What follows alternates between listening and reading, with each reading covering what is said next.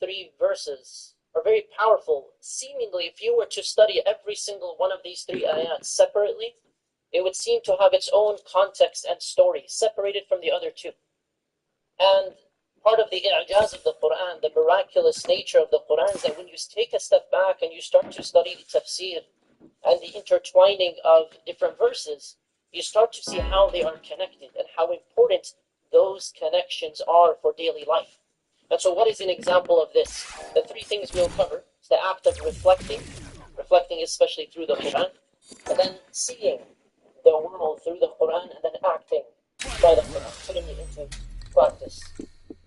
Allah subhanahu wa ta'ala tells us, وَمَا خَلَقْنَا السَّمَاءَ وَالْأَرْضَ وَمَا بَيْنَهُمَا بَاطِلًا ذَلِكَ ظَنُّ الَّذِينَ كَفَرُوا فَوَيْلٌ لِلَّذِينَ كَفَرُوا مِنَ النَّارِ.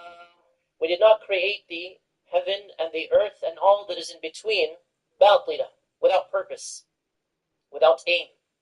But that is the assumption. ذَلِكَ ظَنُّ الَّذِينَ كَفَرُوا. Dhan here means assumption, but an assumption with no foundation. That is the assumption, the belief system, the ideology, the philosophy for many people in the world, those who reject the truth. And Allah subhanahu wa ta'ala gives them a stern warning. فَوَيْلٌ لِلَّذِينَ كَفَرُوا مِنَ النَّارِ. This verse standalone seems separated from the next ayah as well. And if you were to study this one verse, you would find within it gems upon gems upon gems. That life has a purpose. Your life has a purpose.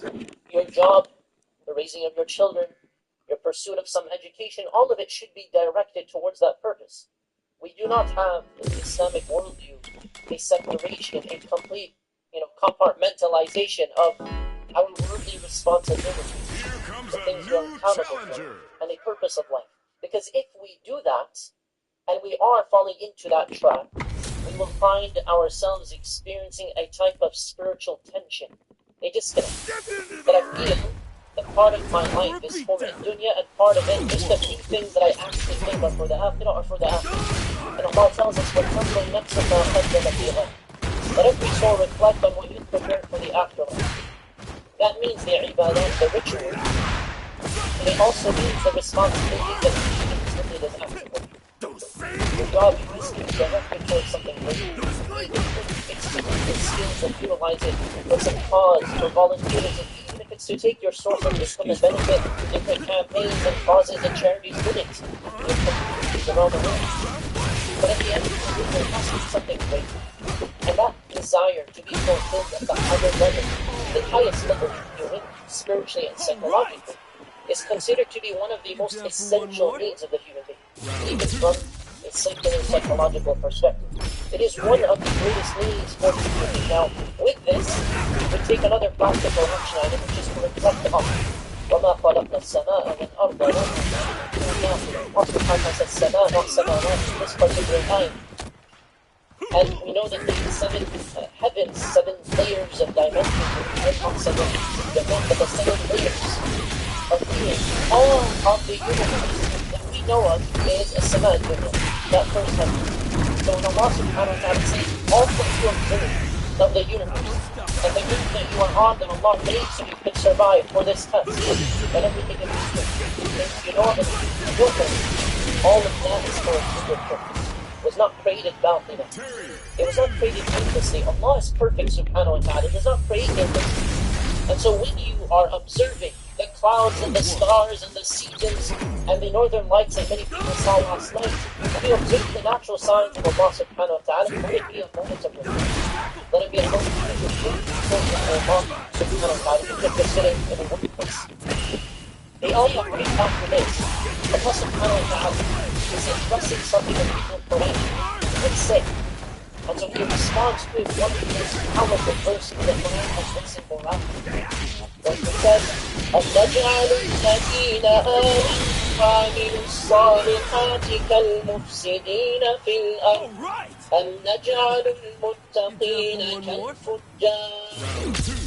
You think that we, meaning the royal we, that Allah is going to treat the people who are good on this earth like the people who spread corruption on earth. And then to a greater extreme, the people of Quraysh would say, we're going to be like you in the afterlife.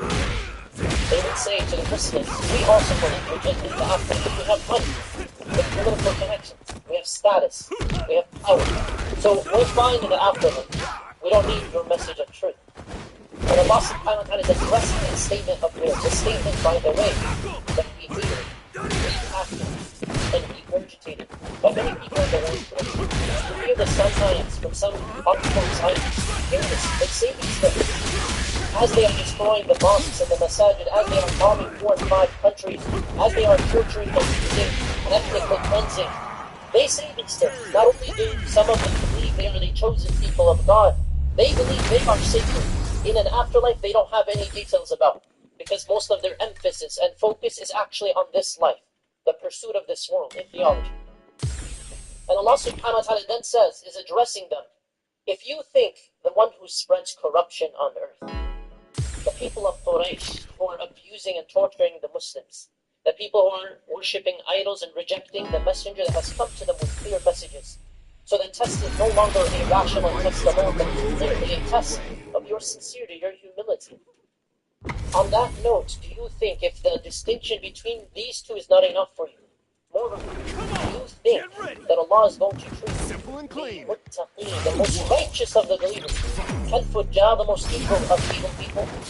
Do you think that Zionist soldier who enters the home of the Palestinian family and shoots all of them and kills them? Do you think that person who bombed that house or that apartment building in the background of the video as he's mocking Palestinians and Muslims and Arabs, do you think that person went on to the loudspeaker of the Masjid al-Aqsa and started mocking the Adhan and mocking Islam, ripping it and burning some of the pages of the Mus'haf, thinking that would affect us in any way whatsoever, theologically? Do you think that person that abused and raped and tortured children of different backgrounds and adults as well is equal to the oppressed? No single person, only speaking, would say something. Yes, these two are the same. The same in the afterlife. But we will fail. That is what they are.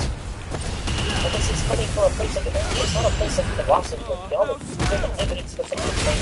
And that's why Allah subhanahu wa ta'ala in the previous verse addressed the reality that life has a purpose. ذَلِكَ ظَنُّ الَّذِينَ كَفَرُوا. The people who reject the truth, they don't believe that there's an ultimate purpose. They want to live life as they desire. And Allah subhanahu wa ta'ala is addressing that same wrong belief you have about life. It's like the wrong belief that some people have about morality. That when we all die, the good and the bad are going to be the same. No, they will not. The oppressor and the oppressed, the sign of Allah, and the children of Allah will never be the same. And that is a reality we see and we recognize that when someone has any desire for justice, we know as a society, we see any kind of seeking justice, and our hearts react to it. We wish to see justice. This is a good desire. That innate desire for all of humanity in some form to see justice, though sometimes you will notice people of corruption disagree with it in cases that are so clear cut. The innate desire for justice, especially if it affects you, is a proof that there is going to be a situation, an environment, a day, a moment. The same way that the innate desire when someone is hungry and needs to be fed, when someone is thirsty and their thirst needs to be quenched, it's a proof that there's something that will satisfy, because it addresses all humanity's needs. There is a day of justice. And in other verses of the Quran, Allah subhanahu wa ta'ala tells us, مَا لَكُمْ كَيْفَ تَحْكُمُونَ on what basis do you judge the good and the evil? Now the good and the evil from the Islamic perspective have to be defined. For us, our worldview always goes back to Islam. We see the world through the Quran. We see the world through Islam. So we don't just like chase after whatever's happening in society. We hear that there's a situation we chase after because that's the trend. When we see social justice causes as a noble thing, no doubt, but it is a paradigm of Islam. Meaning what? That we address things, social justice, politics, anything, from the lens of Islam if you believe Islam to be the truth. And the definition of good and bad are defined within that world. And the way we deal with things are going to distinguish us from other groups in society. So sometimes we will agree on certain things and work with different groups, and that's something we learn from the Prophet sallallahu alaihi wasallam. Very specific occasions and goals, this is something we agree on. But it's not an agreement or endorsement of all of the other groups. It's not an agreement or endorsement if there's no definition of good or evil. No, we believe we have an objective truth. And the definition condition of good and evil should cause us to ask, what affects us morally? Do we have a strong moral compass that pushes us? Because the more we learn of our faith, the more we learn of Islam, the more we learn of the halal and the haram, the greater we have an ability to distinguish between good and bad in everyday life, to see the world from the light. And then finally, the third verse that again speaking on its own seems to be disconnected, but in fact it's very connected. Allah subhanahu wa ta'ala then says, كتاب أنزلناه إليك مبارك ليدبروا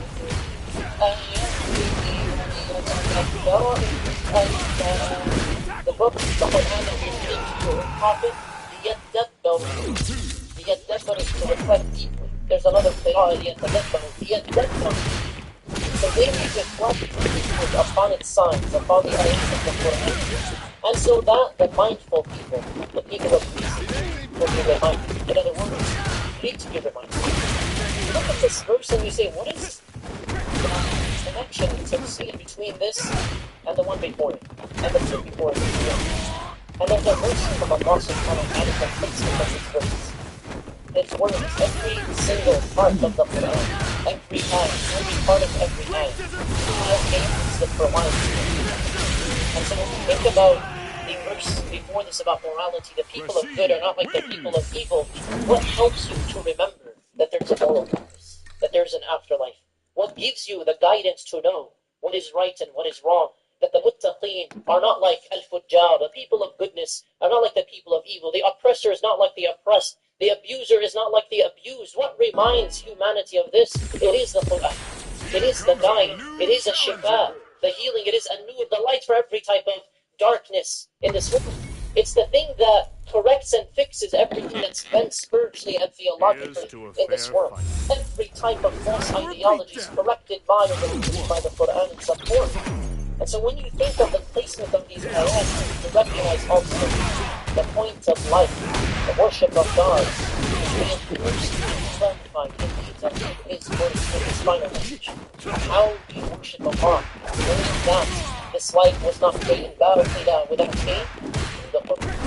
So the more you want to fulfill the purpose of life, the more you have to fulfill. The more you want to be fulfilled spiritually and psychologically, and that life is not mundane and pointless, why am I doing all of this? The more you have to connect to the Quran. The Quran provides a rational justification that it is from Allah. كتاب أنزلناه إليك, revealed to you, O Prophet, ليدبروا. And in between you find that it is from God. And so you want the divine blessings from Allah subhanahu wa ta'ala to take root from your life, to take root from your time, to take root from your wealth, in your health. You are going to need that divine blessing. And we look at the productivity industry, where you find sometimes it's hundreds of millions, or not billions, of dollars in some cases combined. The people will pay a lot of money for shows, which is save time, life hacks and productivity hacks, business hacks, and different type of things. And Allah subhanahu wa ta'ala is telling us there's something that exists in this world, a divine blessing from Him. You can't get it from anyone else, so it doesn't matter how much money you have. You can't get it because of your status or connections. That divine blessing, the concept of barakah in Islam, is to get more out of less. More out of the same dollar that you have, to feel that it satisfies you. A small home that has barakah, divine blessings, feels full and satisfactory for its family, fulfilling, and sometimes a much larger home or palace or mansion feels empty for that family. Some people say, I feel like there's no barakah in my money. I don't find that it's lasting, I don't find that it's helpful. And other times you will find people giving so much in charity, finding the rest of the money has more barakah now. And it's even 5-star time. Spend time reading the Quran, and the shaitan might trick someone to say, you're going to spend all this time not reading. You're going to spend this time, it's going to take 30 minutes, 60 minutes every single day. Yes, it adds more barakah to the rest of your time. It adds barakah to your wealth, to your health, to your life, to your fulfillment that you desire. Things that money cannot buy. So think of the Quran being mubarak, it is mubarak, it's karam, it's a sweet of Allah. We wouldn't be surprised that it has blessings that affect us in a worldly sense. So if you want to learn life, then you don't know that you go to Quran. If you want life and tax productivity, then you go to Quran. And if you think about the maximum potential you can have, it will always be limited. no matter how difficult, if you have something out between that capacity and the divine blessings that you from Allah. I'll give you an example through a very weird analogy. Talking to my younger students, and he was telling me about some game that he's playing. We were talking about memorizing the Quran. He was making a lot of progress, mashallah. And he brought up this game and asked about the ruling of this game. Tell me more about this game. It's one of those common online games in which you have a character, and your character has all these skills, and you have to level up these skills. Very straightforward, very common example across the board. And he started explaining how if you spend a certain amount of time on a specific skill set, you can level up to the heights that you're possible. So I can give you an example. So in the game you can go hunting, so you can live around. I said, what's the maximum? 99. Okay, 99. What happens then? Because that's it. You're the best hunter out there. Okay, what's after that? Because that's it. It's the maximum convention. How many hours would it take you to do that hunter game? You're playing this game. He said anywhere between 2,000 to 3,000. Clicking.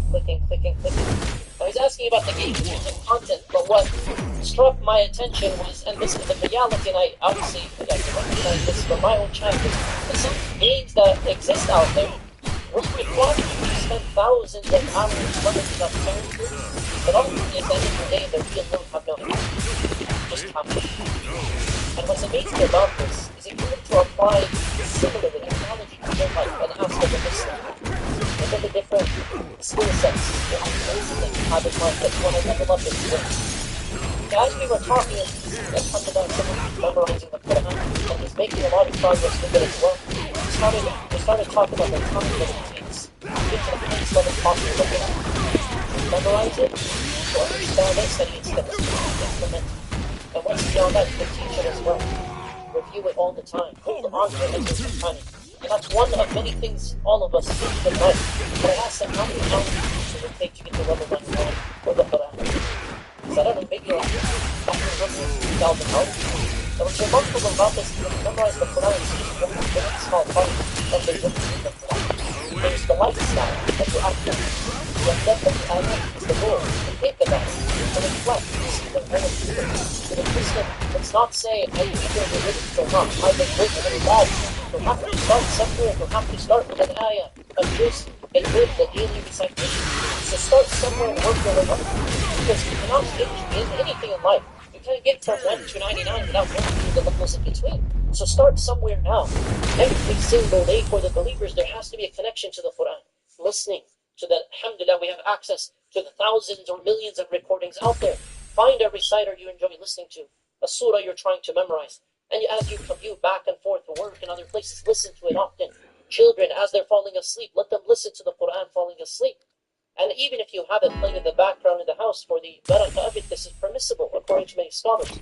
So the point is for us to connect, because when you see the world through the Quran and you act by it, you'll start to see how it changes you in times of ease, but especially in times of difficulty. May Allah protect us.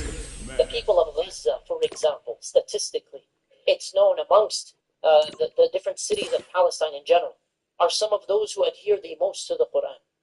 Some of the greatest numbers of Huffaz, those who carry the Quran, come out of the place of Gaza. May Allah accept our hands, the Shuhada in every land and place. And the same applies to other Muslim countries. The same applies to Syria, where there are many Huffaz as well, and other lands. And so when you think about this, and you see how the people of Gaza, as they're being bombed and killed and tortured and mutilated, and much of the world is still quiet or afraid, and alhamdulillah that another part of the world is active and engaged.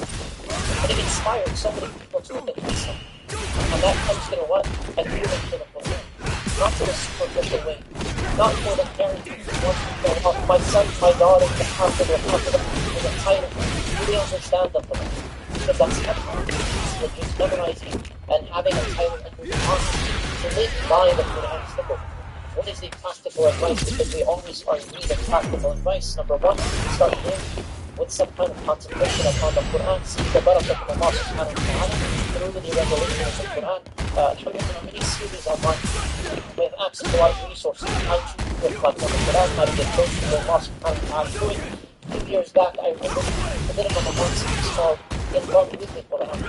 The Maghrib Institute. And some people that reached out, alhamdulillah, we received a lot of messages. People whose lives something changed. Their habits. And there was a brother whose story stood out, and it was that he's in his 50s. things that he regretted as he started to experience life. He regretted not starting this habit 20, 30, 40 years ago. And I wish I used to do this in my 20s. I don't know why I said I was too busy. I don't know how I made that excuse. You'll always be busy. You will always be busy. But we don't make excuses for the things that we love. We don't make excuses for things that matter to us. The Quran changes the balance. Let us do the things that pursuits of this world that should be a gift for the sake of Allah subhanahu wa ta'ala. As you study the Quran, it's you on this world.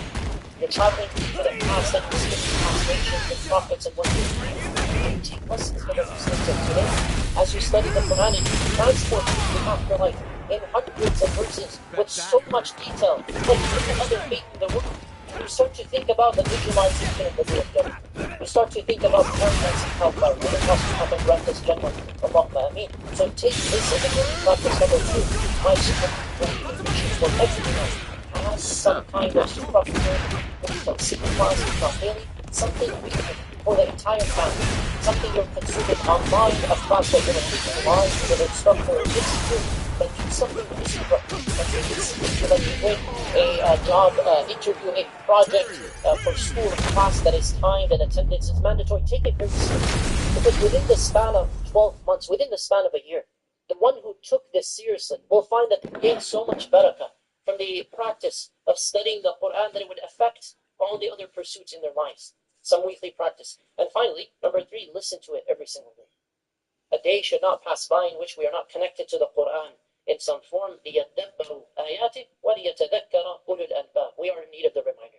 The people of reason surround themselves with reminders. The people of intellect from the Islamic perspective will seek that connection to the speech of Allah subhanahu wa ta'ala. And imagine the day you meet Allah and you feel even more connected to Him, appreciative of the mercy of guidance in this world. Now you're meeting the Creator whose speech you studied and lived by in this world, and it protected you throughout this life and in the grave and on the day of judgment. May Allah subhanahu wa ta'ala make us and our families amongst the people of the Quran in reflection, in studying, in listening, in memorizing, and dying upon it as well. Allahumma ameen. أقول قولي هذا واستغفر الله لي ولكم فاستغفروه إنه هو الغفور الرحيم.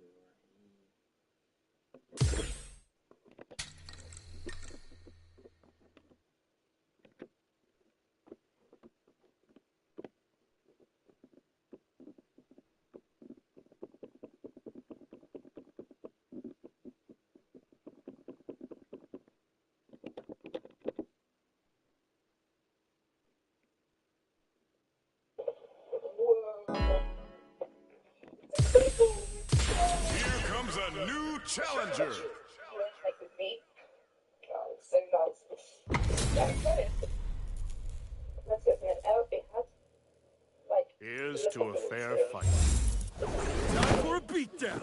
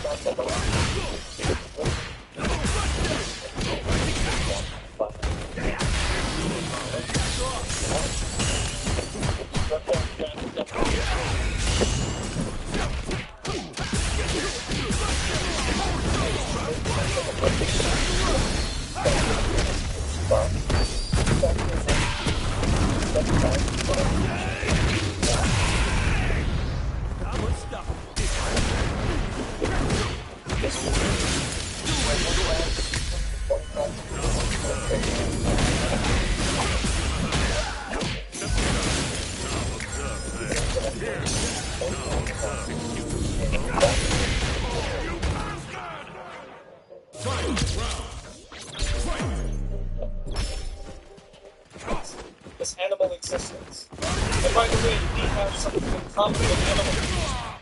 Animals and shelter. We go to the grocery store, we eat food. Go to the restaurant, we eat food.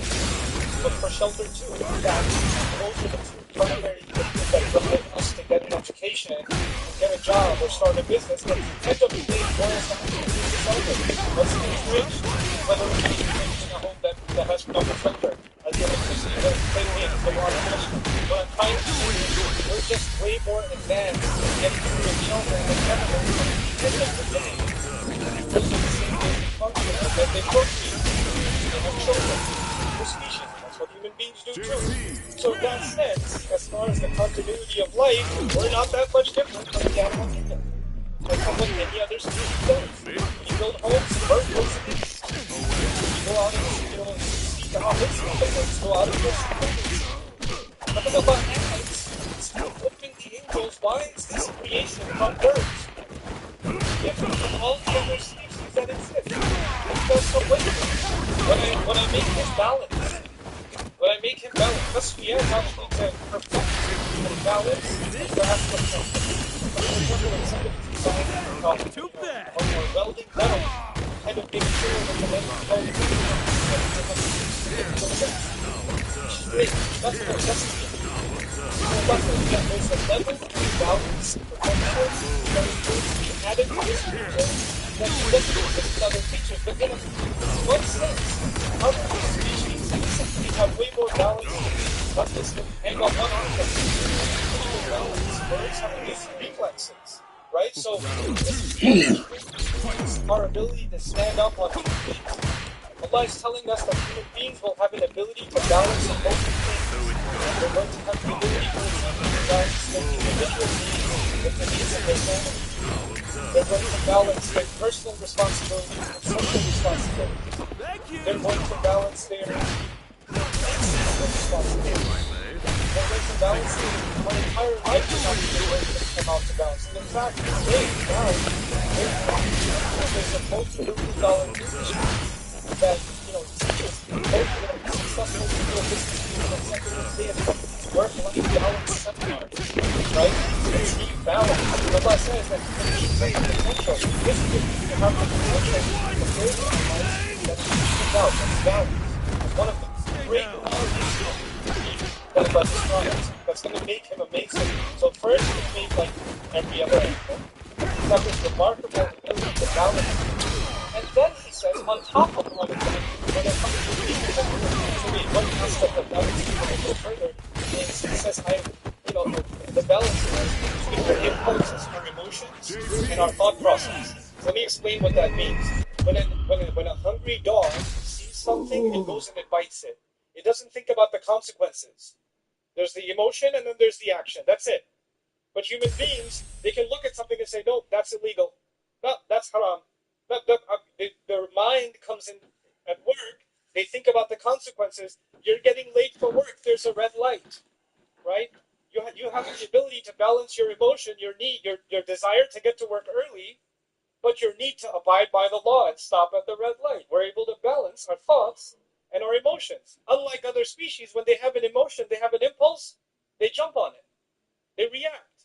But we can think about the consequences. We can think about the long term. We can hold ourselves back. That's actually one of the great names of our intellect in the Quran is al-hijr and an-nuha. These are words that we used to describe our intellect, and the hijr means a boulder, a rock, because a rock is a barrier to moving forward, and an-nuha is prevention, because our mind prevents us from doing stupid things. It gets in our way, and sometimes I get overwhelmed with emotions and we make stupid decisions, or we say things we shouldn't have said, or we do things we shouldn't have done because we weren't thinking at the time, because we let our emotions get out of balance, right? So Allah Azza wa Jalla here says human beings will be made with this amazing ability of balance. Then he says, وَنَفَخْتُ فِيهِ مِنْ رُوحِي, and then on top of that, I will blow from my own challenger, meaning the ruh that Allah especially designed for this human being, this special spiritual connection, the special thing that will connect him This human being and Allah together in a unique Time for a beatdown. this unique powerful being. That's what's going to be inside. So this ruh is inside him, unlike other animals, other species. There's a special kind of thing, a special kind of life inside this human being. So he's made up of things. He's made up of dirt, and he's made up of his balance, and he's made up of his components that describes. This ayah is essentially to know these are the key parts that will make this human being amazing. And when we see these together, then follows the second. And the Bible is claimed here to all of the angels. The angels, the angels don't just see the unseen. So what is invisible to us, like the Arsh of Allah? You down for one What is more? invisible to us, like the jinn? What is invisible to us, like the secrets of the skies? They travel through the skies. So we can be amazed by a mountain or an ocean or a waterfall. When somebody studies the universe and looks through an electron microscope, they're amazed by the vastness of the sea universe. Then you imagine the universe goes how much more is it by what Allah does with it? And then you talk about the things running to the front of the front.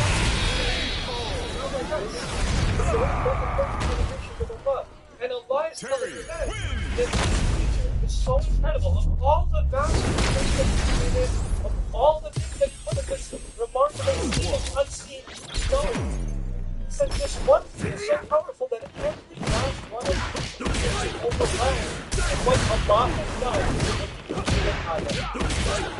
That you should fall into such. You should just be like the awe of this incredible Allah, that this earth and all things of Allah are such a good all of them, all together, when the sky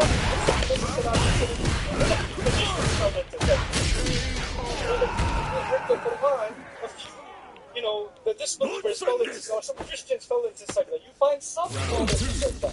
You find in this one incident, every angel that Allah ever created is commanded to fall into Sajda. How big of a deal? How big of a deal is the creation of Adam alayhi salam? How powerful is it? When you contemplate that, not the why should we be so amazed? What is what warrants it? Why should we know what? Well, it's because of these three things. You probably put question that's it. Then, therefore, thereafter, fall into sin. Not consider plus you fall into sin. So now, this announcement is made. And if these we know heard this announcement also. And if we heard this announcement, he also knows that Adam is made up of three things. And he can say three things.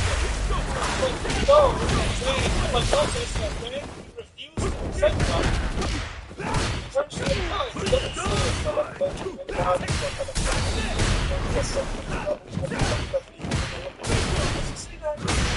he said, he made people fire, he made you cry, that's just one of those things.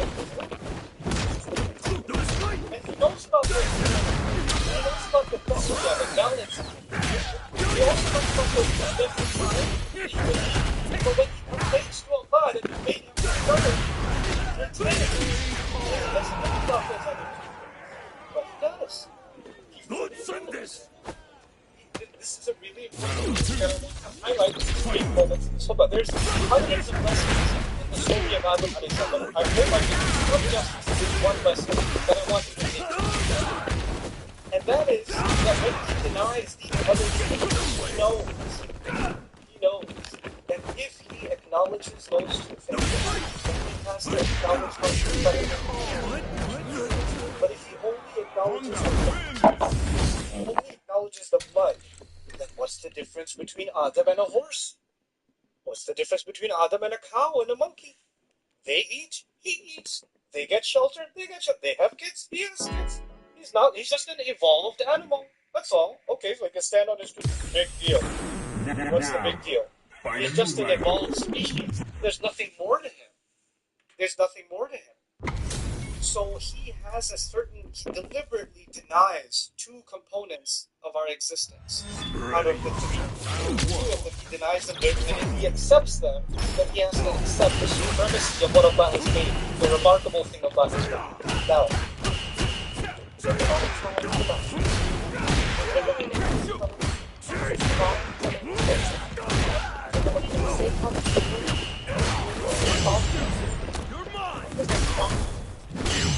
children struggling to survive due to inequality, the climate crisis, and save the children we can help. Strong initiatives and addressing urgent issues all over the world, things like people. It's a chance to create positive, irreversible change in children. He hates me by blames Allah for giving us this position. But for he wants to not only see Adam alayhi salam clearly, because if you hate Adam, if you got Adam from Jannah, you should be like, I'm good now, I got my revenge. I feel better. And now I'm gonna get his family. Now I'm gonna get their kids and their kids. It's time and time and time and time again. And then ladies just go better after getting better. But it's going. There's a kind of goal. So the thing is, how does he destroy human beings? He does many things to destroy us. One of the most important things he does, which is actually, now I get to talk about the topic of Bible. One of the things that we can from this aspect of these ayat is that the peace does not want the human to acknowledge as something worthy. And his greatest success, one of his greatest successes, is to convince you and me that in fact you're not worthy. Self-worth, valuing yourself, respecting yourself, is actually one of the great crises in the world today. People in the sociology, people in the sociology, people in the psychology, people across the families across the world are facing this crisis, and people who don't see any worth in themselves. I used to have a job, but I'm retired now. Nobody cares about my opinion. I'm worthless. I just said, hold on, my son has a job. My daughters have gone up away to college. And I'm just useless here. I'm just a burden on everyone. There's an old man sitting in his home.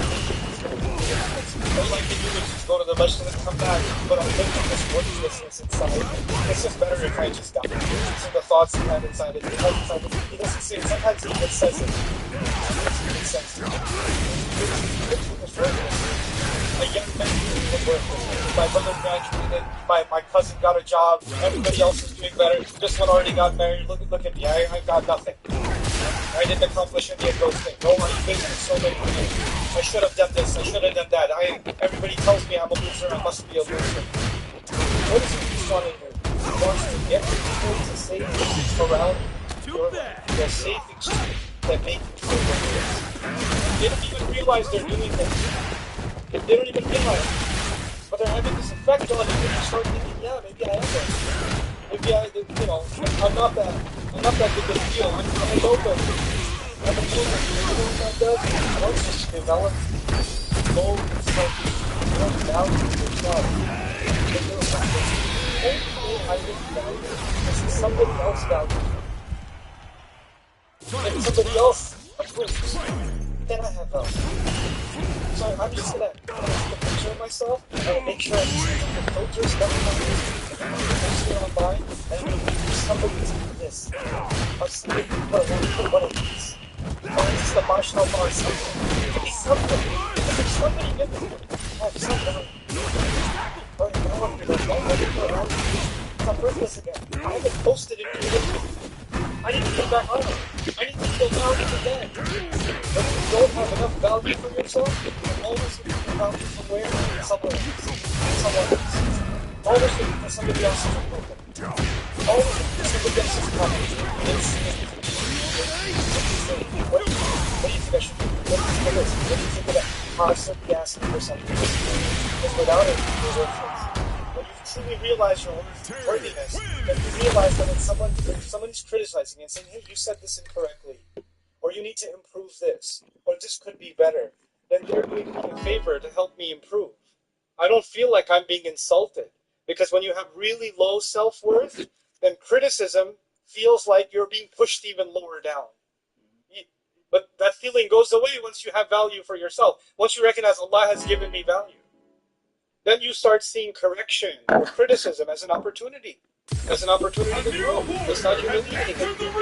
Find value in yourself that Allah has already given you. May Allah allow us to value ourselves, see our worth, and not allow shaitan to make me and you see ourselves as someone worthless or unworthy or someone who should be stepped on or should be punished. We should stop doing that self-hatred, and may Allah allow that self-value never to turn into arrogance. I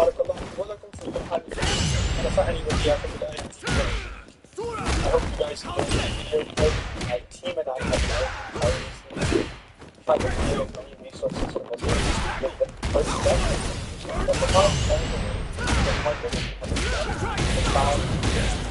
reactions of ourselves. We want you to influence the Quran alongside with thousands of hours of work about it. Don't be intimidated. Step by step by step. You need to wait for the time to be part of your life. Lots of stuff is more, but it's all over the place. You want to organize the process and look at how you yourself and even among peers without feeling so.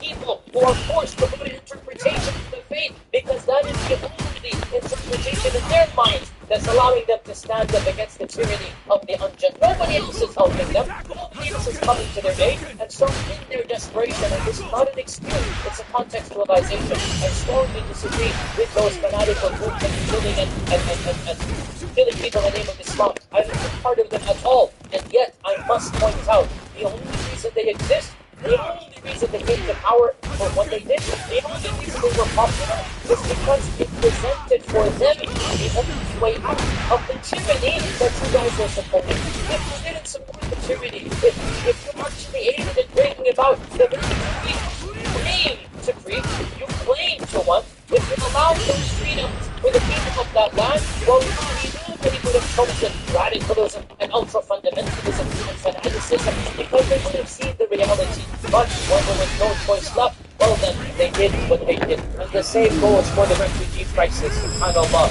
Here you are, bemoaning the fleeing of Syrian refugees. All the countries in a crisis. Germany's in a crisis. Scandinavian countries in a crisis. They're all bemoaning what is happening to the Syrian refugees. They're coming in and coming to our land. SubhanAllah, the only reason they're coming to your land is because you're turning a blind eye to the tyranny of and the injustice of the person in charge of that region. For 50 years, you were happy to keep him in office.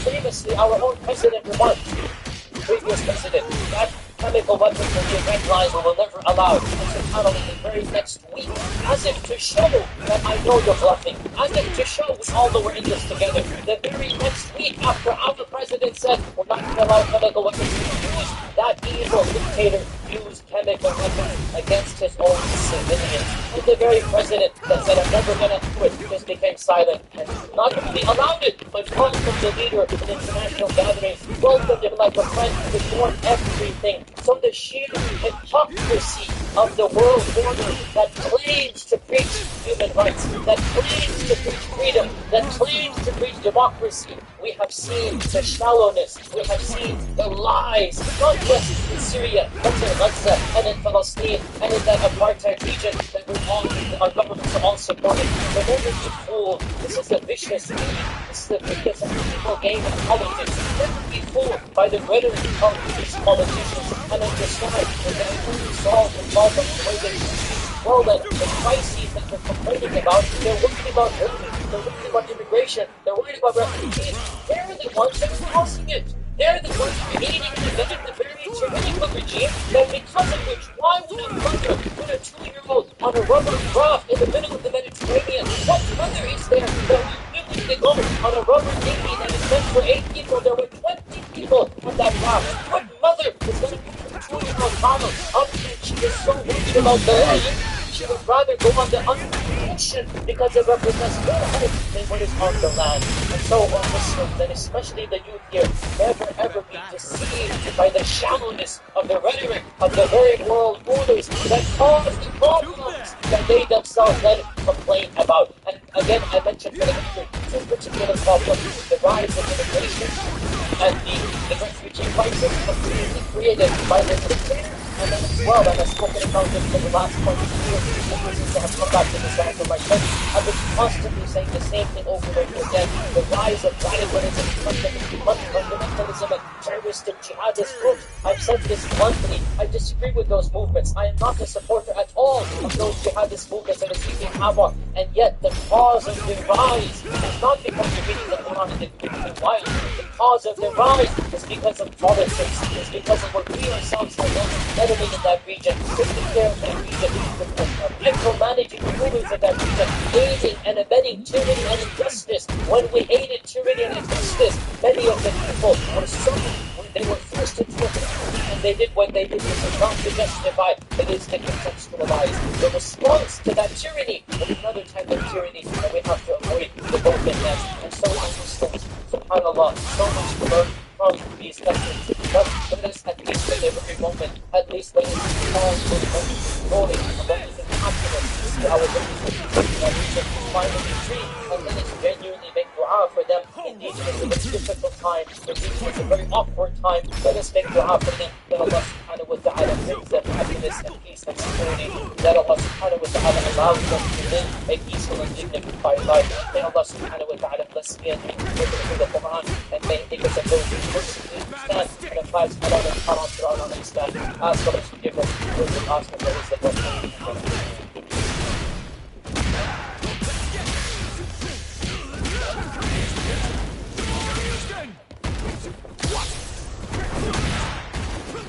Alhamdulillah, Alhamdulillah, all thanks to Allah, the one and the unique. It is who we worship, and it is the name that we seek. It is the Lord of the Christ, it is the coming of the week. For Muslims, one final point, and once again, these are very awkward points, but I feel that this is something that needs to be discussed, and especially once again, all discussions taking place among our religious youth. The reality is that the last 15 years have shown us so many ups and downs with the Arab Spring, with the freedom and so many lands, and that hope being taken away, that hope being stripped from the very people that fought for them, the very people that man elected for them. And it is time that we face a very recent reality. Reality that ever since the collapse of the Khilafah, almost 100 years ago, reality feel like 100 more than 100 years in the absence of the Khilafah, that we haven't really seen a man that is able to bring about a sense of Islamic izzah and a sense of conformity to the classical laws and also living in modernity. And the primary reason for this is obviously, without a doubt, that hasn't been allowed to happen by the superpowers. That the superpowers of the globe do not want to see a thriving Islamic land. But that also means that the Muslims need to be a little bit more wiser. We have seen what happens when clerics, when clergy, when ulama try to implement classical Islam in modern times directly from books. And I have been a polite critic, not a harsh critic, that you cannot resurrect the fatwa of 1,000 years and apply them immediately in the current reality that we live in. Islamic siyasa, running a country, not necessarily ruling of a Muslim. And any government, or any land, or any groups of people in which the scholars have attempted to just replicate from the past to the present, look and see the reality has not worked. And this leads us to the upward that must be said that if we want a say, government can flourish. It's very simple. The moment is you do not want to criminalize religiosity. The previous regime would put to jail if you were a young man praying Fajr. I'm not even joking. Ask any of the Syrians here. If you prayed Fajr as a young man, you would go to jail because the accusation would be you were independent. If you got involved with any Islamic halaqah, if you did anything that was remotely related to what they thought was a threat, they would discipline you for 30, 20, 50 years. If you do whatever.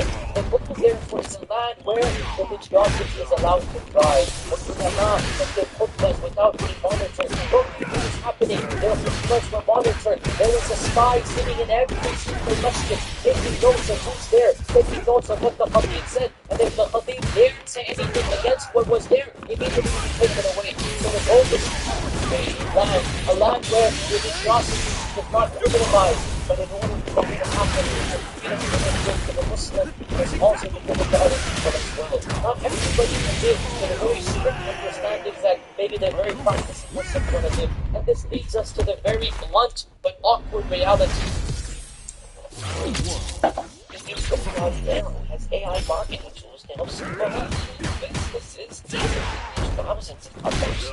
It writes being socialized email marketing of modern Islamic governance. And I've said for the last few years, I've been very blunt about this, that the scholars, the teachers, the human rights activists, the Muqaddideen come together and figure out a mechanism of what does it mean to be a Muslim-based government in the modern time. What does it mean? What types of laws and freedoms and rights we give that perhaps our previous times did not give? And this is a legitimate conversation. Engaged in it should not be dismissed as a reformist, as somebody who's trying to destroy the Sharia. Obviously, to have a land where religiosity thrives, even if there are some munkarat, is infinitely better than to have a land like that of Bashar al-Assad. So this is the conversation we need to have. We see what is happening after the Arab Spring. And just talk, I understand that people in charge of the land over there interested in what I have to say. This message is not primarily for them. It is for our own ongoing critics amongst us. It is for our others who think about Islamic law in very narrow-minded ways, who are unwilling to understand that the Sharia allows for change. The Sharia allows for Islamic governance that is catered to the people. And in order to do that, maybe it will require fresh ijtihad. Maybe it will require a new mechanism, allowing the brothers because nothing has worked for the last 100 years. Not a single land has demonstrated what it means to be a modern Muslim democracy, a thriving community. We haven't seen this. So in order to expedite this, the goal then, inshallah ta'ala, is to bring peace to the entire region. And that is the name of this policy. It must live and let this policy. Let people have different understandings. Let people have different interpretations. Not everybody will be able to practice Islam the way that you yourself want to practice in private life. You cannot influence the minutia when the people themselves are so far from the faith and so prioritized. And the priority is safety. The priority is security. The priority is that people are able to go to work and eat and drink. This is the priority. And as for the other as for the other inshallah, the time will come when we can work upon them. So my humble plea to the people here, because the fact of the matter is, it's our own youth that is talking the most. My talk is not going to reach the people farther. If it does, then it fail not to be for all of us. But our goal here is to make our youth understand that these conversations are not astaghfirullah, a rejection of Islamic law. On the contrary, the beauty of Islam, the beauty of the Sharia is that it allows, in its beautiful umbrella, it allows for each country and time and place. And my request is that the leaders, the people, the ulama, they come together with that region and they see what is the best way forward so that the country thrives. And of course, everything on your eyes will be very will from over here.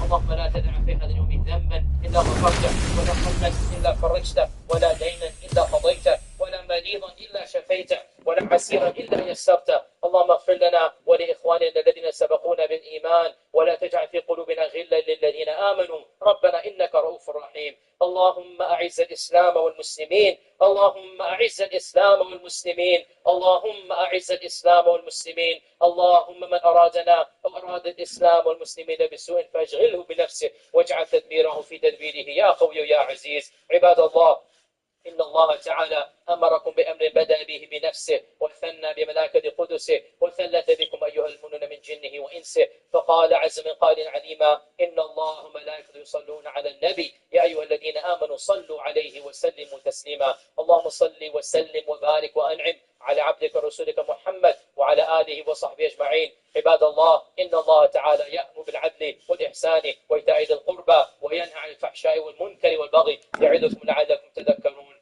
اذكروا الله العظيم يذكركم واشكروه يزد لكم ولذكر الله تعالى أكبر وأقم الصلاة.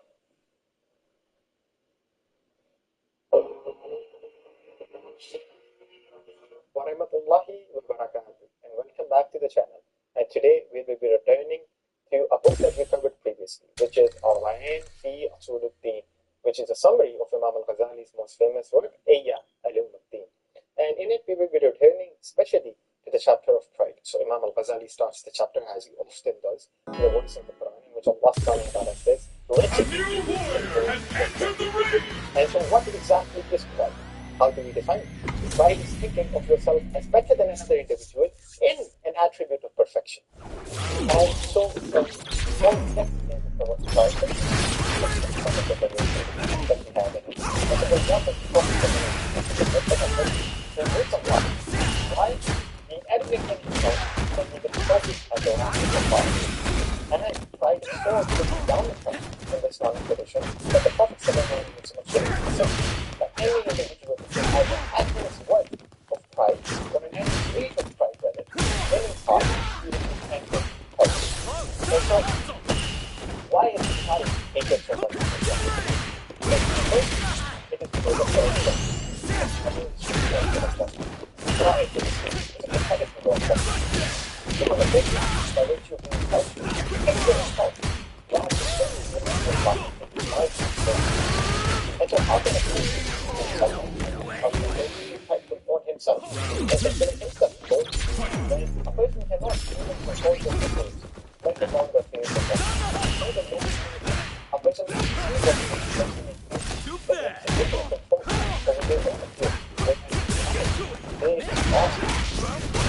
and they are at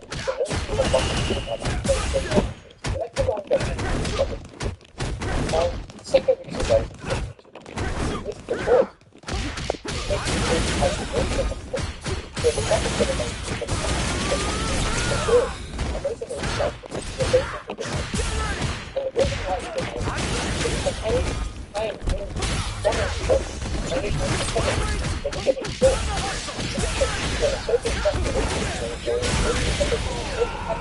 This person hates him.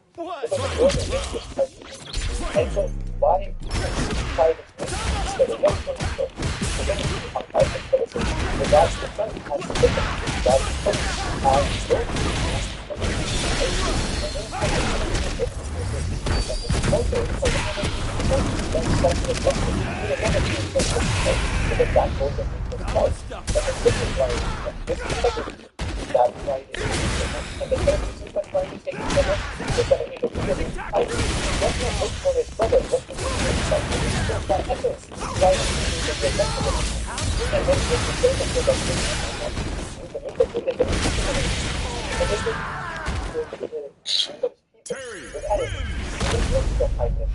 He does not demand for benefit. He don't see things of himself as better than them, and then as lower than himself. So how can he want for them what he wants for himself? Because if he did want for them what he wants for himself, then he would not say fight for this guy. Right? Because then he would buy a company for one thing of the business.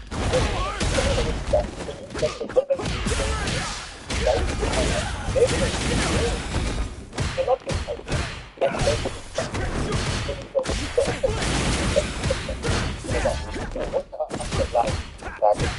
So now when we define the price and try to the price and we say treat this as let's talk about how high this person is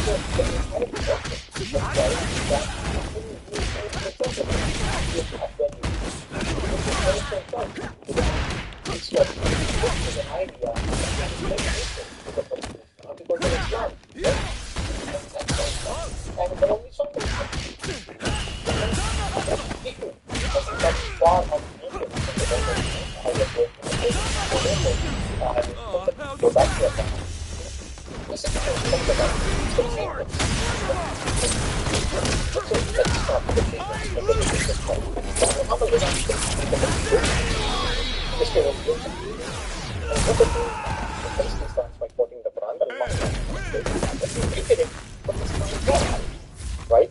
And then we facilitated the way for him, and then we caused him to die, and we bury him, and we bury him. And so, by this very by this one word, Allah has shown that there is nothing. So what is it going wrong? It is something that is on our phone, on our hands. It is something that is unthinking. And so that is what's wrong. And once we just realize it,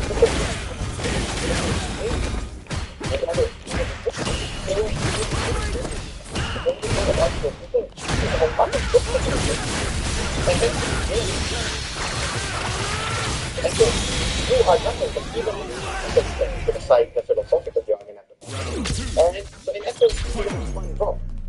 And Allah gave you everything about the philosophy of the die, and you bring or resurrection from your faith. So what do you do? You can look at it. From the 50 drops. Allah subhanahu wa ta'ala. How many disasters by your repentance. And so this entire existence of yours is one of utter helplessness. And the only way that you even survive is by the gift of Allah subhanahu wa ta'ala. The only way you even have existence is by the gift of Allah subhanahu wa ta'ala. And he should reflect upon himself, the individual, that he has no control over his life. He is so utterly helpless that he does not get thirsty by his choice. If thirst overtakes him, he has to drink. If hunger overtakes him, he has to eat.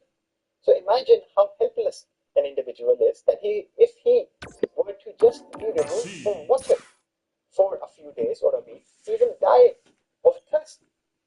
And if he were to be removed from food, after a few days, he cannot even function properly. And so a person who is in need of food and drink, does that person really think that he has anything to be thankful of? If he sees his life, how precarious is his life?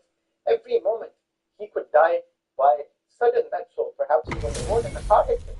Perhaps he gets a disease out of nowhere and he dies in a week.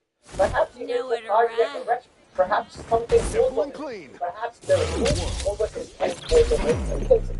How many cases there is for a person very high? And something that can happen as the next. Also, as you can see, it's just completely nothing again right here. For example, think of this life. Think of your life. And this person cannot even control the desire. You cannot even control the hunger. You cannot even control the stuff. You cannot even control the fear. You cannot even control the sport. You cannot even control how the society to act in stuff. So,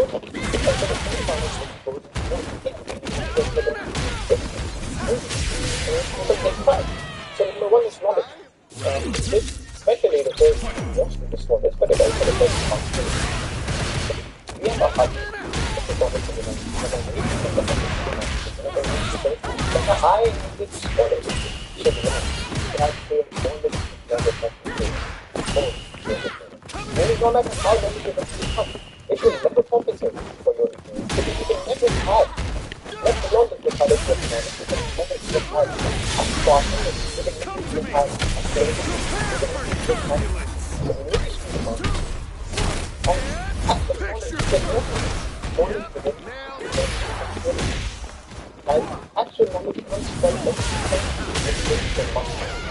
And it's an actual knowledge by which you investigate. It's all your effects. It should be your issues. It should be that your highest good is being an up of Allah. And so hence the goal of it is right. And right before something that the Prophet talked about the creation, the highest good. And this is the thing they have no position of the people that come to respect.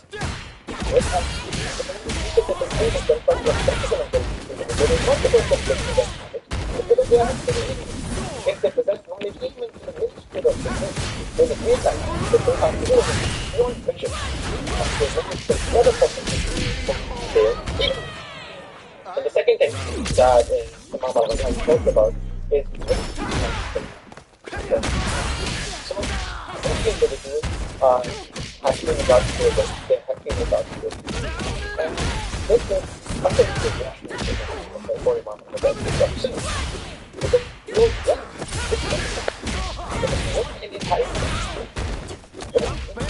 outside position, it's not inherent within me. But how can you be prideful? It's position.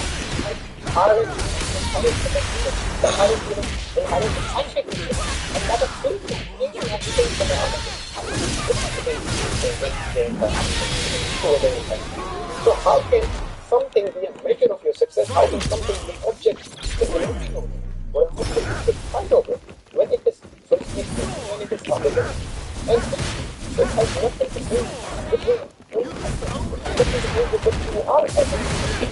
So how can you be trusted with something so indelicate in regards to yourself?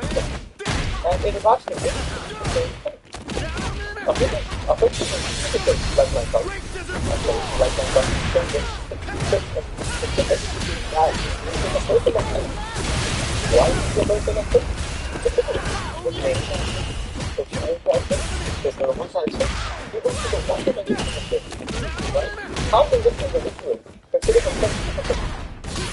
How can this individual just because he wants to be a human, just because he can find a good can start as something effective in others? Why he is surrounded and he is insensible to him? What he eats is things that are grown from the earth. What he eats are animals or plants that are grown in the forests and that are grown in the farm. How is this individual in any way, shape, or form think of himself as someone who needs to take pride over their beauty? As a matter of fact, both of these things will and their beauty are supposed to make an individual more humble. Because you realize that they are gifts from Allah. So you become more humble. And the third thing Imam al-Ghazali talks about is faithful.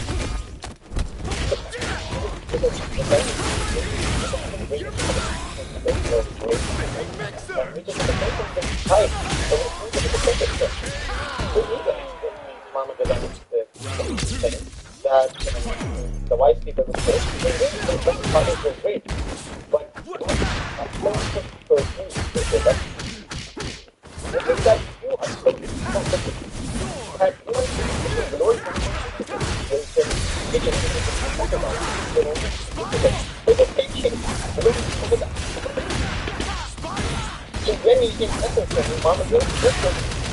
that you're doing kindness, that you respond wrong of something. It's not a matter of time.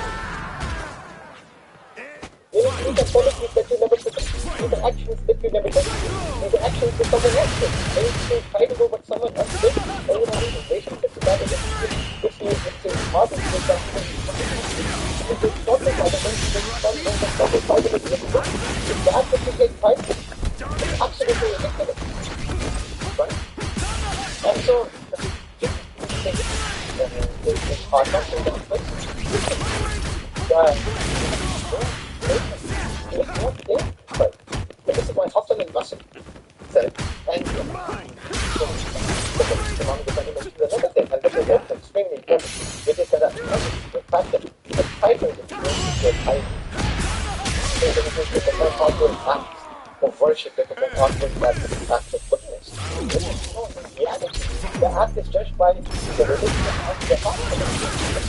So you can make sure mentality what you want. Because in reality, if you're not doing it for the sake of Allah, then you carry it rejected, just like your jihad is rejected, just like any action of yours is rejected. not technique. If they're not focusing on that footwork, with the focus of the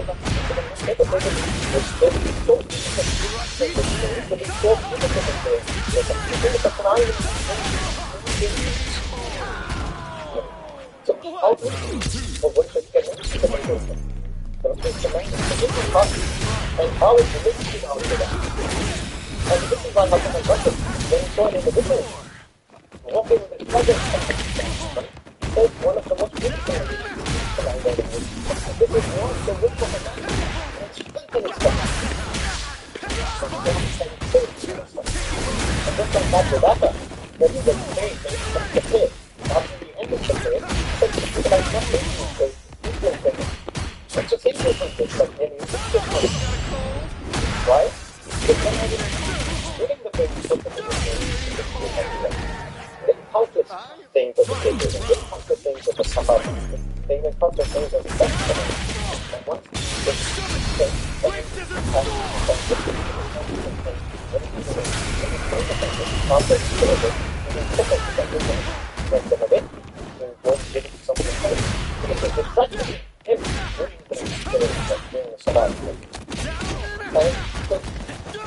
no way.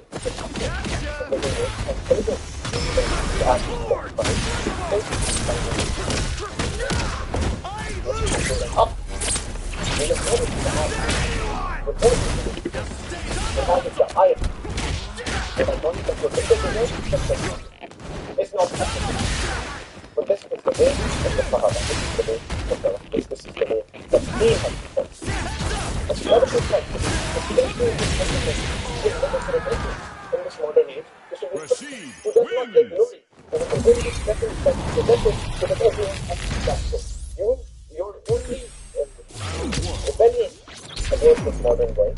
Against the actual materialism in it.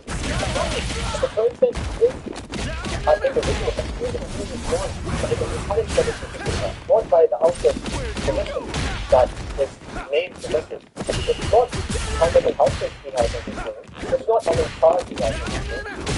It is stuff that is everything else is going to be. And this is what the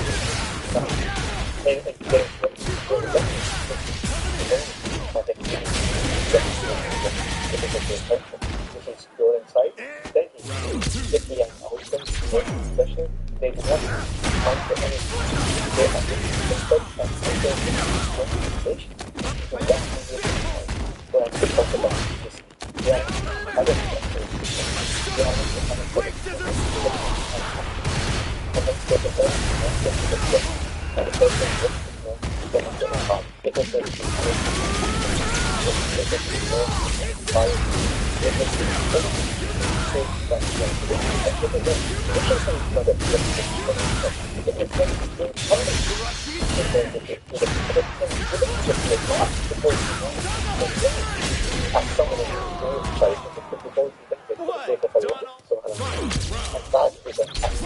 that is the thing.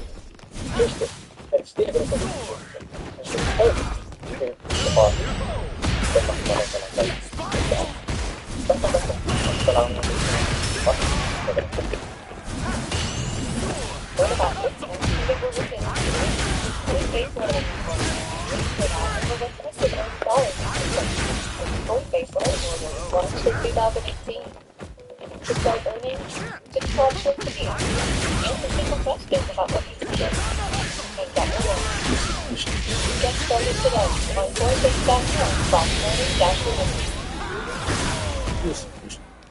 Ouch.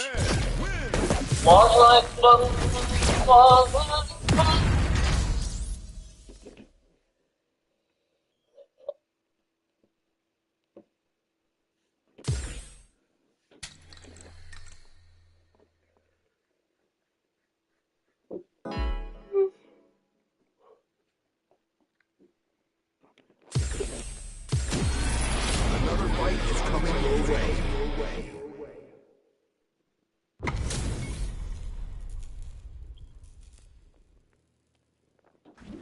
Welcome to the stream.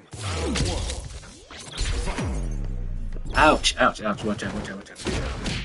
Oh yeah.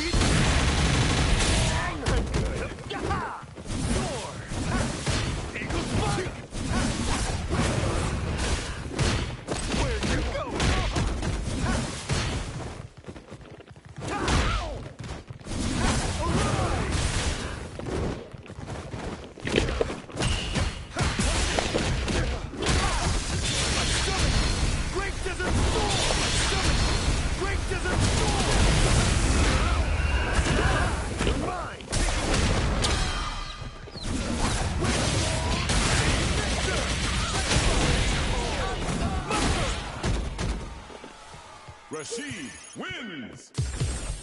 Round 1. Fight! Oh yeah!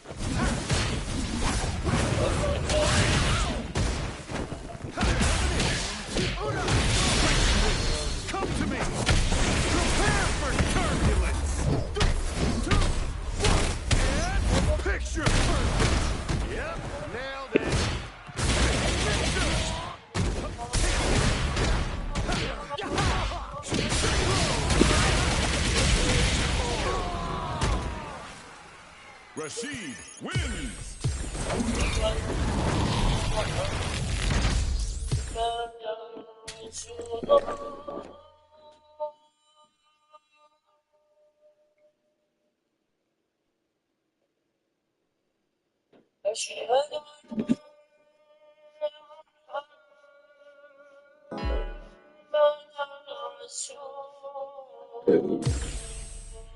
Another fight is coming your way.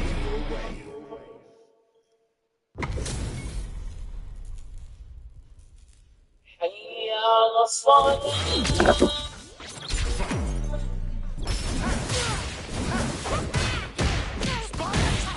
حي على الصلاة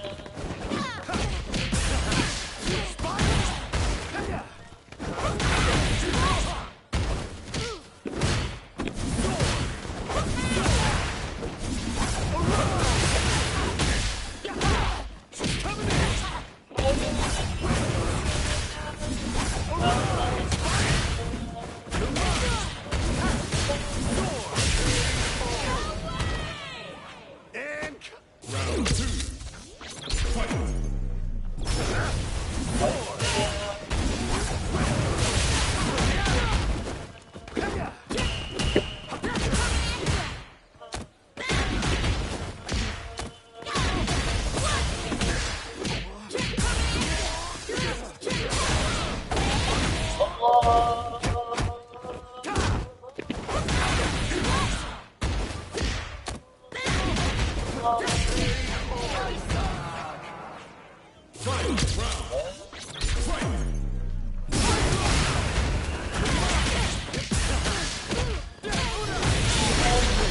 Come to me!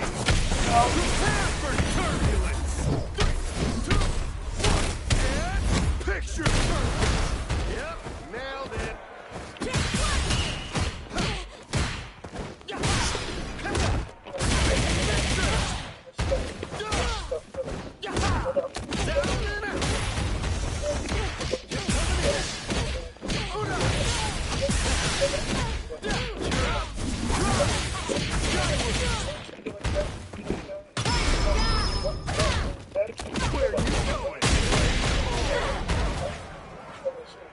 Rashid wins!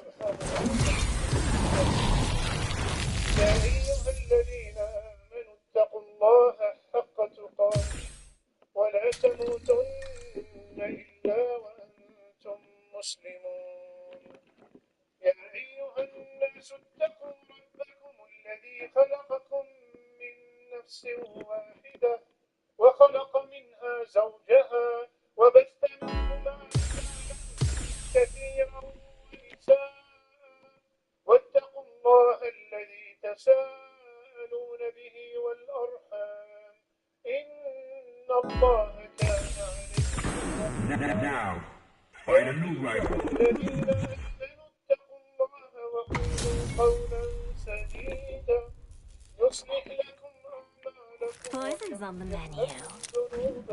Simple and clean.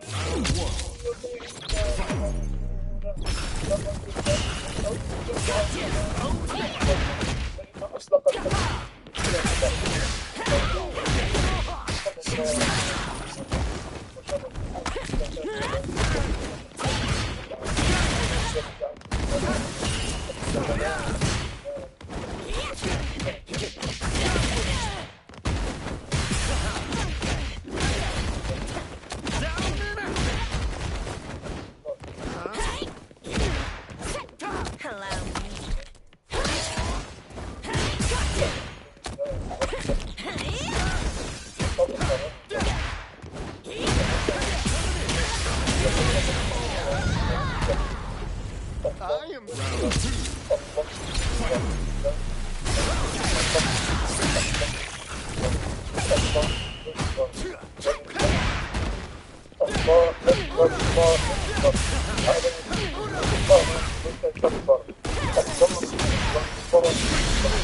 Come to me. Prepare for turbulence. Picture perfect. Nailed it. How the time became the Allah Akbar, Allah Rashid Akbar. wins. How thousands of people regained their freedom. Allah Akbar, Allah Akbar. How Allah kept us alive to witness, to live ayat. We are witnessing ayat that Allah revealed 1400 and Allah subhanahu wa ta'ala. He said, وَيُوَلُّونَ الْكُبُرِ. We are witnessing this ayah. When Allah subhanahu wa ta'ala says, soon their unity will be defeated and they will be forced to flee. We are witnessing the ayah. وَلَا تَحْسَبْ اللَّهَ غَافِلًا عَمَّا يَعْمَلُ الظَّالِمُونَ. And others think that Allah is not aware of what the oppressors are doing. We are living the ayah where Allah subhanahu wa ta'ala says that هو الذي أخرج الذين كفروا من أهل الكتاب بديارهم ما أي وظنوا أنهم لا يعرفون حصولهم من الله فأتاهم الله للخير يحتسب وقذف في قلوبهم يخرجون بأيديهم وأيديهم. Rashid wins. He's the one who defeated them and let them leave their land.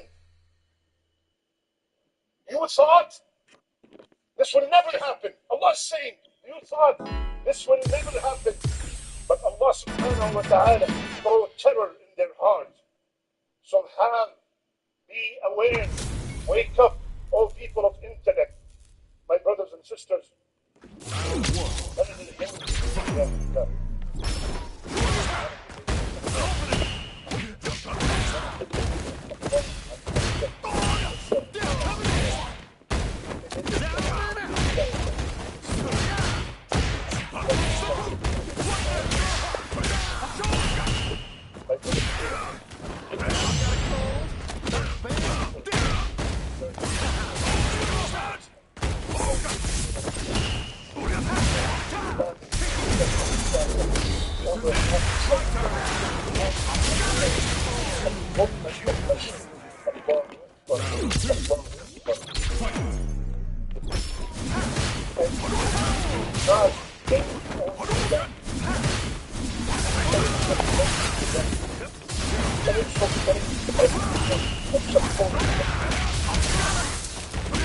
also make everyone that has the ability to stop the bomb and the devil in anything and confront them with open arms and actions with them. These are also partners in the crime. This is my chance. Where are you going? Your body is not only Ryu wins. punishment of that pressure is a prevention for the end.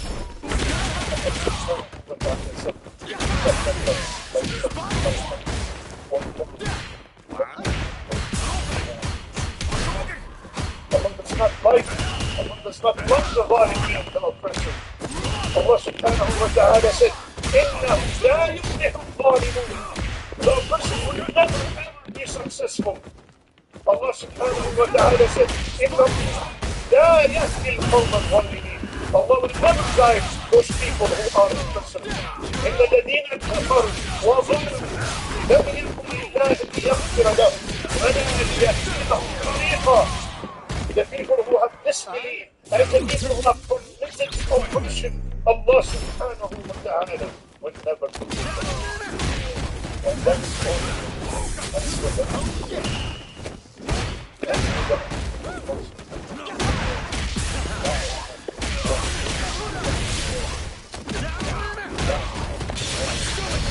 Great Desert Storm.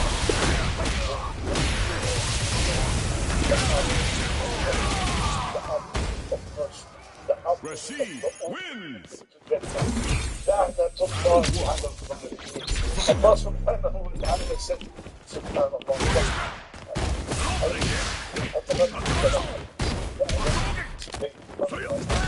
ولو أن في الآخر صلوا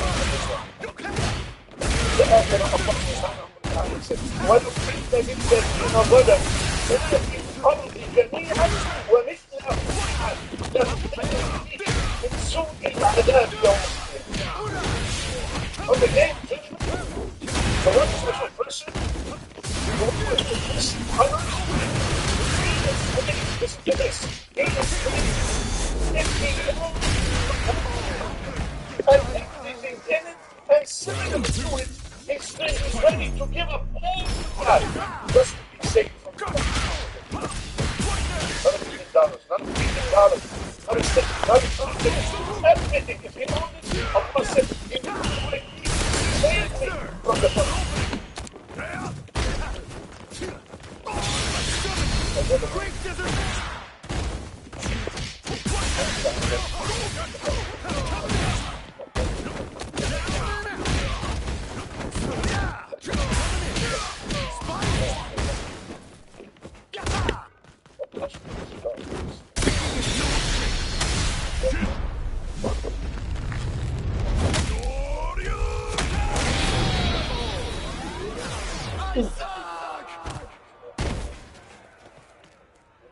Ryu wins.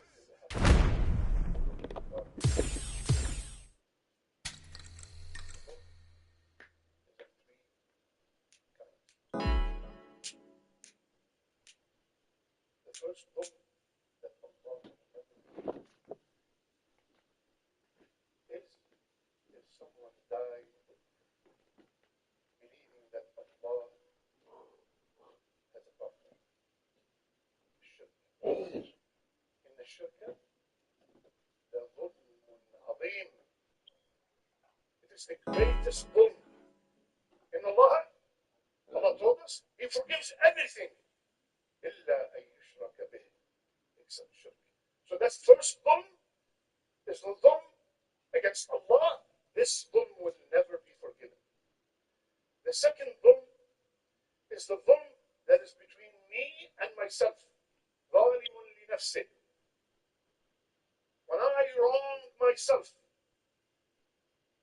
when I'm committing ظلم against myself, that means I am committing major sins. That ظلم, Allah subhanahu wa ta'ala, either He will punish or He will forgive, depending how sincere was my repentance. And then there is the third dhulm. And this dhulm will not be overlooked or forgiven until I reconcile. And that is the dhulm between each other. That dhulm, I took my sister's share of inheritance. I took money from the orphans that does not belong to me. Dhulm between one another. I spread rumors in the community about a person and ruined his reputation. Dhulm. I testified false testimony. Dhulm between the husband and the wife. When the husband does not give his wife her rights, and when the wife does not give her husband his rights, dhulm. When the children do not give their parents their rights, dhulm. Another fight is coming your way. That dhulm.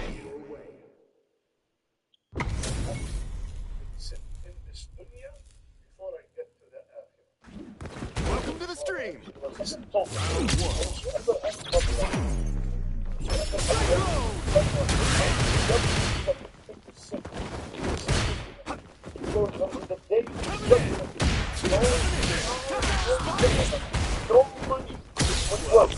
All those things, it's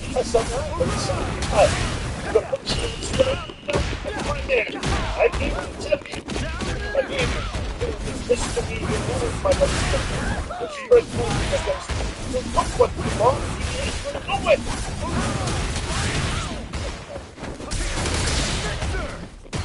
You did everything. And you think that you're done, but you look around and you see a huge hurry.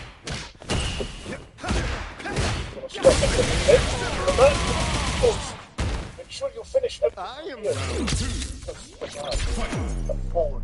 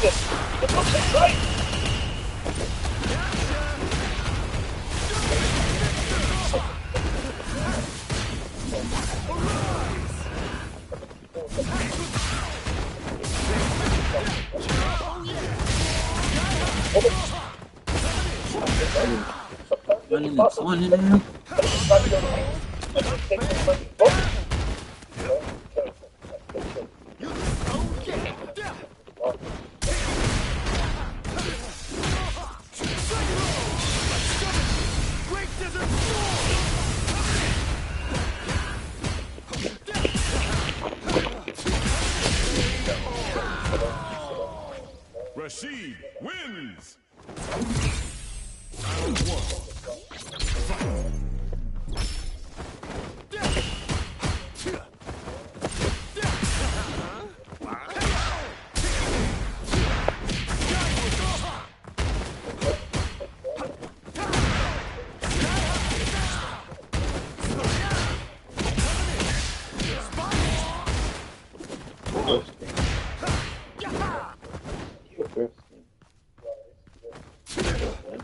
Thank you.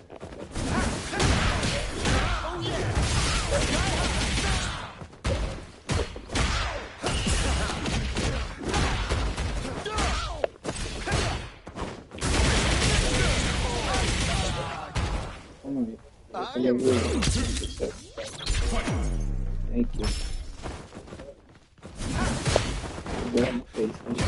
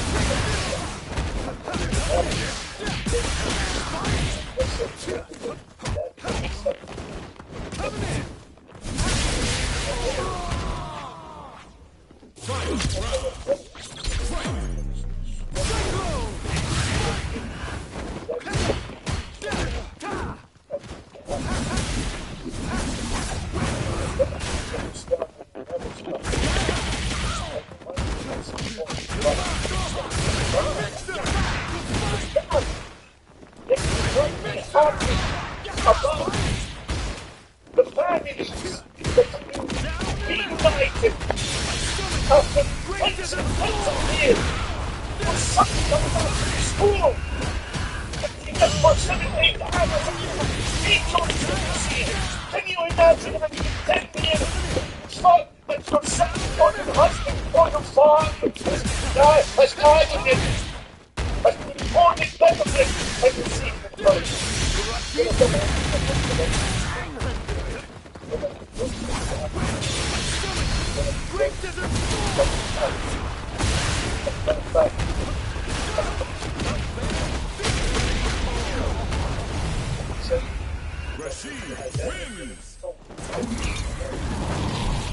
فقطع دابر القوم الذين ظلموا والحمد لله رب العالمين. Allah subhanahu wa ta'ala said the roots of the oppressor were cut off.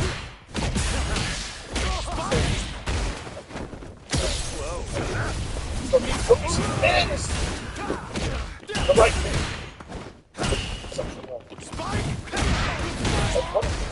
Oh my God.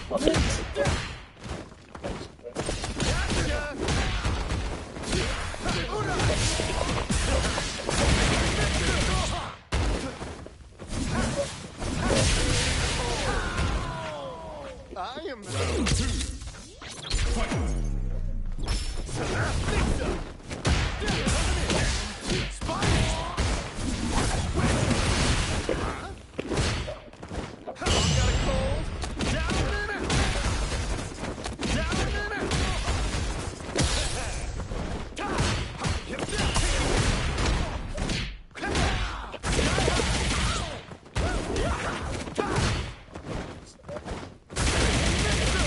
Tell our brothers and sisters in Gaza, who are Bismillah. Just like you're saying right now, how this is happening.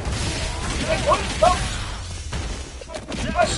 Russian regime will go just like this one went. We tell our brothers and sisters in Burma, the same thing would happen.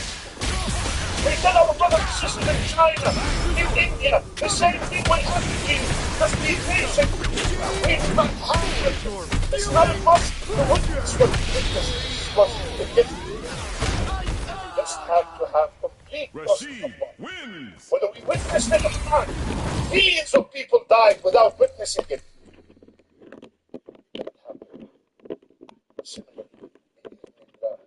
Just like thousands of people died in Palestine, and maybe they will not witness, but Here comes a new challenger. my brothers and sisters, Allah subhanahu wa ta'ala, we should strengthen our iman and Allah. Welcome to the street. scream! Give me your best shot! Round one.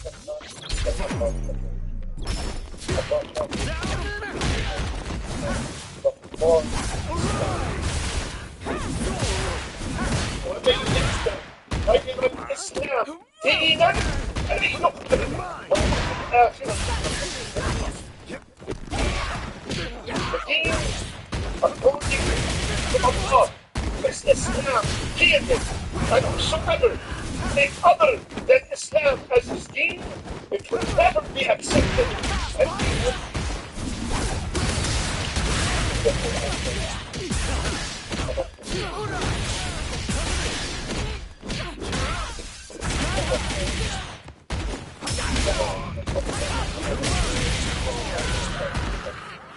I am the...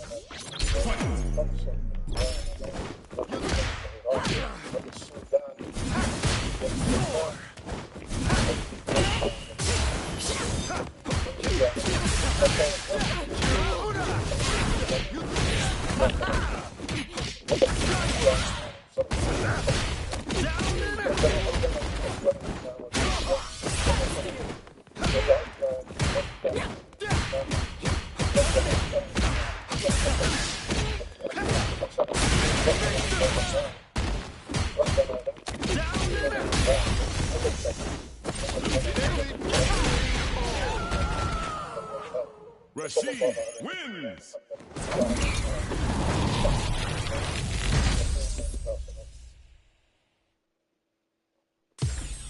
Round one.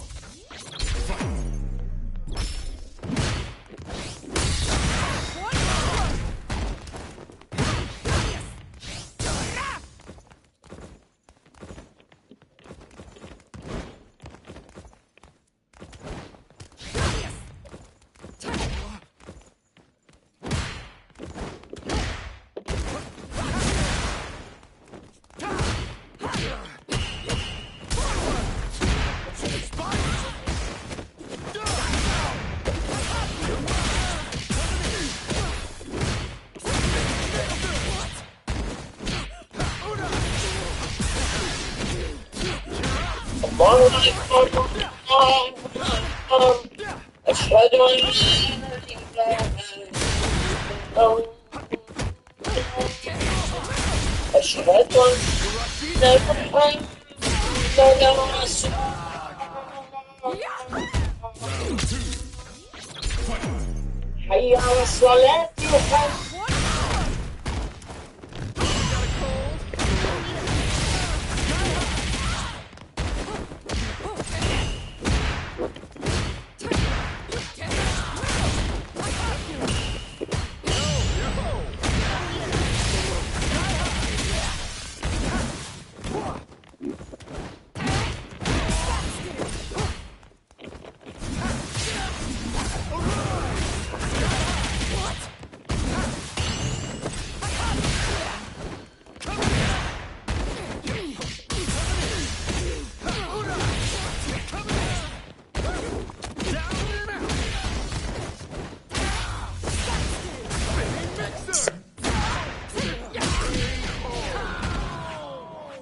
Marisa wins!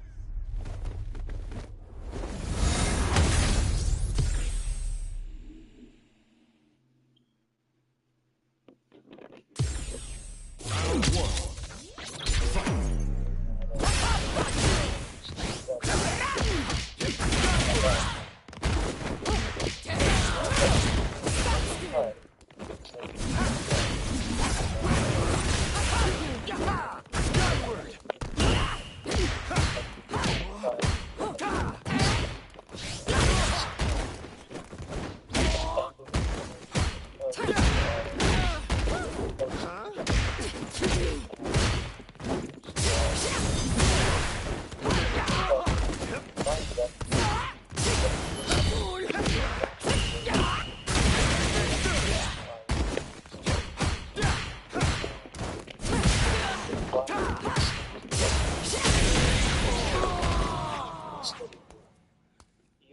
That was a beautiful fight. Round two. Fight! Step. bad.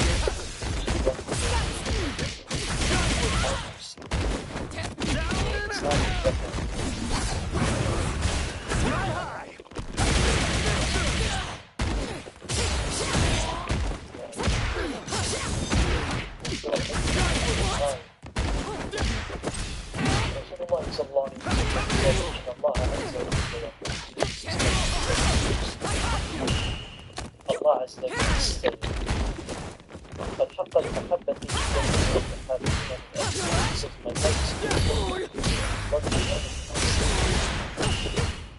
وحقت محبتي الذين يتصافون and my love is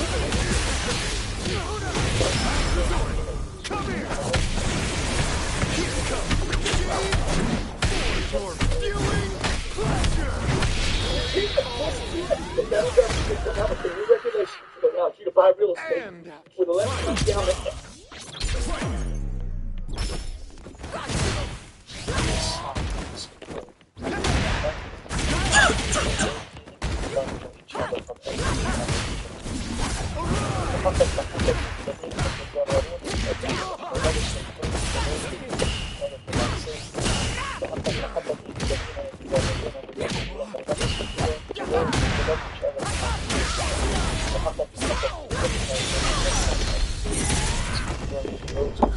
champion each other for themselves. So they love each other, but they're also a list of things that they do for each other. Marisa wins! They do it for Allah Azza wa Jal, and for that they deserve Allah's love. So this hadith establishes that reciprocal divine love. That is, as you do, Allah Azza wa Jal will do too. As you are, Allah Azza wa Jal will reward you or punish you. And you see this in that hadith. Okay. So because